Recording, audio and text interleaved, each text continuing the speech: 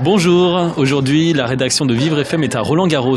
C'est en ce moment jusqu'à dimanche et en marge du tournoi international se déroule un tournoi de tennis fauteuil qui regroupe les meilleurs athlètes de cette discipline. Parmi eux les Français Stéphane Houdet, Nicolas Pfeiffer, Frédéric Athénao et Charlotte Famin.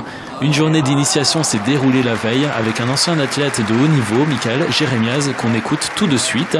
Et première surprise, Yannick Noah n'est pas le dernier vainqueur français du tournoi. C'est Stéphane Houdet qui a gagné Roland-Garros le dernier en simple et en double. Il doit faire partie des derniers qui ont gagné Roland-Garros. Dans la catégorie tennis fauteuil. Mais alors, c'est quoi le tennis fauteuil? Il n'y a qu'une seule règle qui diffère, c'est que le tennis fauteuil, on a le droit à deux rebonds. Sinon, c'est exactement la même chose. Allez, on va dire qu'il n'y a qu'un coup qui est compliqué, mais vous comprendrez pourquoi, c'est le coup entre les jambes.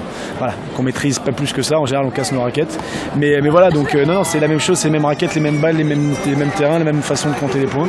En 3 sets gagnants, et donc c'est vraiment un sport génial à pratiquer et extrêmement complet. Et ça commence avec un briefing. Rentrez dans la raquette et vous faites une passe à votre adversaire en face.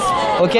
On commence par ça et après on ira un peu plus loin. Ce qui est compliqué, c'est au début de synchroniser déjà l'utilisation du fauteuil, qui est complètement nouveau pour quelqu'un qui n'en a jamais fait. Plus après derrière, tenir une raquette alors qu'on cherche à se déplacer, là ça devient extrêmement complexe. Ça se termine avec des très bons souvenirs également. Laura Jean au micro, ancienne joueuse de l'équipe de France de foot, est venue tester le tennis fauteuil. Je prends juste plaisir à m'essayer.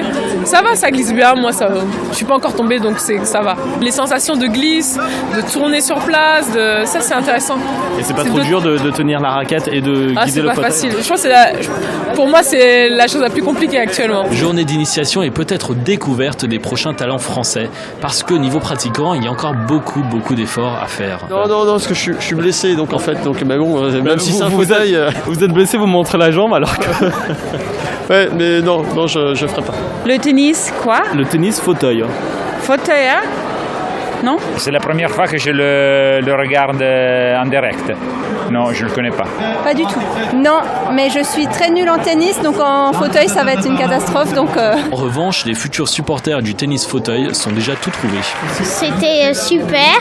Moi, j'ai bien aimé. C'était rigolo avec des fauteuils roulants, faire du tennis avec des fauteuils roulants. Moi, je dis le plus dur, c'est de gérer la balle en même temps d'avancer le fauteuil. Le plus dur, pour moi, c'est d'avancer en tenant la raquette. Si vous souhaitez faire du tennis fauteuil, toutes les infos sont sur le site de Vivre FM, vivrefm.com. En attendant le tournoi, c'est jusqu'à demain soir.